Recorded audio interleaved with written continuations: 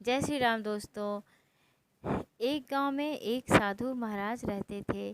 साधु महाराज जहाँ भी जाते नाम जप पर उपदेश देते थे। साधु महाराज की नाम जप पर अगाध श्रद्धा को देखकर कई लोगों ने उनसे राम नाम की दीक्षा ले ली। कुछ लोग तो उनके सानिध्य में रहकर ईश्वर का अनुग्रह पाने के लिए उनके शिष्य तक बन गए। एक बार साधु महाराज शिष्यों को नाम की महिमा सुना रहे थे। तब उन्होंने कहा कि अगर श्रद्धा हो तो राम का नाम जपने मात्र से मनुष्य संकट से पार हो जाता है। यह सुनकर साधु महाराज का एक शिष्य खुशी से उछल पड़ा। उसे तो मानो हर संकट से उबरने का रामबाण मिल गया। वह प्रतिदिन भिक्षा के लिए नदी पार करके दूसरे गांव जाता था। इसके लिए उसे नाविक को 4 आने पैसे देने पड़ते थे। एक दिन की बात है, साधु महाराज का वह शिष्य भिक्षा के लिए जा रहा था। उस दिन दूर कहीं बारिश हुई थी, जिससे नदी में बाढ़ आई हुई थी। नाविक ने ले जाने से मना कर दिया। तभी शिष्य को गुरुजी का वह उपदेश याद आया। राम नाम जपने मात्र से मनुष्य सभी संकट से पार हो जाता है। शिष्य ने सोचा, अगर राम नाम से सभी संकटों से पार हुआ जा सकता है तो नदी पार करना कौन सी बड़ी बात है। लेकिन फिर भी उसे संदेह हुआ, कहीं डूब गया तो। उसने पहले गुरुजी से पूछना उचित समझा। वह वापस गुरुजी के पास पहुंच गया। बोला, गुरुजी, आज नदी में बाढ़ आई हुई है और नाविक ने नाव पार कराने से मना कर दिया। अब मैं क्या करूं? गुरुजी बोले, कुछ नहीं, आज जल पर निर्वाह कर लेंगे। लेकिन जल पर निर्वाह करना शिष्य को मंजूर नहीं था। उसने गुरुजी से पूछा, गुरुजी, आप कहते हैं राम राम नाम जपने मात्र से संकट से पार हुआ जा सकता है। क्या राम नाम से नदी भी पार हो सकती है? गुरुजी बोले, अवश्य। श्रद्धापूर्वक लिया गया राम नाम सभी संकटों से पार कर देता है। इसमें कोई संदेह नहीं है कि नदी पार नहीं हो सकती है। फिर क्या था, गुरुजी की बात सुनकर शिष्य फिर से नदी की ओर चल दिया। शिष्य को पक्का विश्वास तो नहीं था कि वह पार हो जाएगा, लेकिन फिर भी राम नाम की परीक्षा करने के लिए वह नदी में उतरा। उसने एक बार राम बोला और एक कदम आगे बढ़ा तो कुछ नहीं हुआ। 2 बार राम राम कहा और आगे बढ़ा, फिर भी उसे कोई प्रभाव नहीं दिखा। अब राम राम बोलते बोलते वह आगे बढ़ने लगा।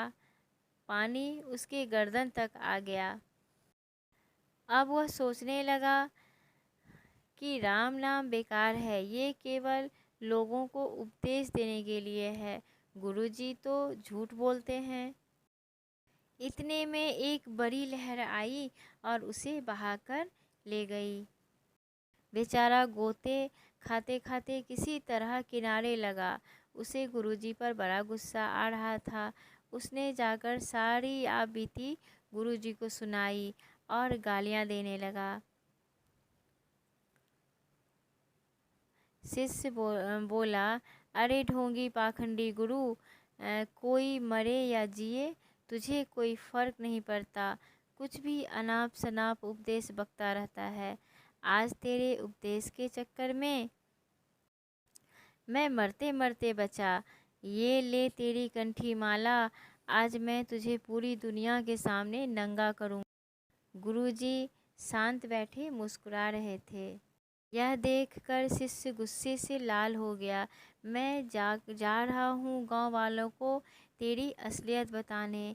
यह कहते हुए शिष्य फिर से नदी की ओर चल दिया। पीछे पीछे गुरुजी भी चल दिए। जब नदी किनारे पहुँचे तो नदी उफान पर थी। शिष्य नदी के किनारे पर बैठकर नदी के शांत होने की प्रतीक्षा करने लगा। गुरुजी किनारे पर रुके बिना नदी में उतर गए। जैसे ही साधु महाराज नदी में उतरे, नदी ने रास्ता दे दिया। यह देखकर शिष्य दंग रह गया। उसे अपनी भूल समझ में आ वह पश्चाताप की आग में जलता हुआ नदी में कूद पड़ा। उस समय उसे जीवन की कोई परवाह नहीं थी, ना ही अपने कोई सुधि थी। वह दौड़ता हुआ नदी पार कर गया और गुरुदेव के चरणों में गिरकर क्षमा याचना करने लगा। साधु महाराज ने उसे उठाया और गले लगा लिया। जब उसे सुध आई तो उसने पीछे मुड़कर देखा, नदी ज्यों की त्यों बह रही थी। उसने आश्चर्यपूर्वक गुरुजी से पूछा, गुरुजी यह क्या रहस्य है? जब मैंने राम नाम जपा था तब नदी पार नहीं कर पाया, और अब जबकि मैंने कुछ नहीं जपा फिर भी नदी पार हो गई, ऐसा क्यों? गुरुजी बोले, वत्स, सब श्रद्धा का चमत्कार है। नाम तो श्रद्धा को साधने का जरिया मात्र है। तुम राम कहो या कृष्ण, उससे कोई फर्क नहीं पड़ता। अगर श्रद्धा है तो तुम्हारा कोई भी नाम या विचार तुम्हें संकटों से पार कर सकता है, और यदि श्रद्धा नहीं है तो सारे नाम बेकार हैं। गुरुजी आगे बोले, जब तुम पहली बार नदी पार कर रहे थे उस समय तुम्हें नाम से श्रद्धा नहीं, संदेह था। लेकिन अब जब तुमने उसी नाम पर मुझे पार होते हुए देखा तो तुम्हें अपनी भूल का एहसास हो गया और तुम्हें अपने जीवन की परवाह किए बिना कर दिया। यही श्रद्धा है। तो दोस्तों, उम्मीद है कि ये कहानी आपको अच्छी लगी होगी। नाम से कुछ नहीं होता।